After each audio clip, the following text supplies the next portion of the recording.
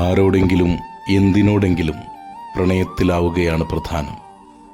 അത് സഖിയോ കുഞ്ഞുമക്കളോ തൊഴിലോ ദൈവമോ എന്തുമാകട്ടെ, ഒരാൾക്ക് അയാളോട് തോന്നുന്ന മതിപ്പ് പോലും പ്രണയം തന്നെ. വിരസത, മടുപ്പ് തുടങ്ങിയ പദങ്ങൾ ഇപ്പോൾ മിക്കവാറും പേർ ഉപയോഗിച്ച് കാണുന്നുണ്ട്. ആരോഗ്യമാസികകളിൽ പറയുന്നത് പോലെ അതൊരു രോഗമാണോ സാർ? അല്ല, രോഗലക്ഷണമാണ്.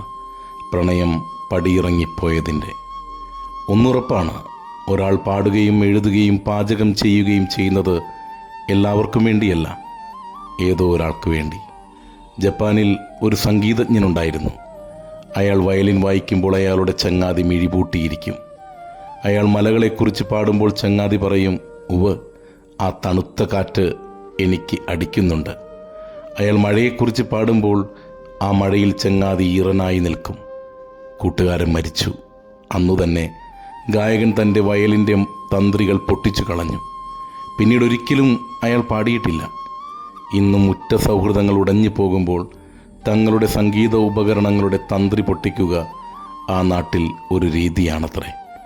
സ്നേഹമാണ് സർഗാത്മകതയുടെ ഊർജം.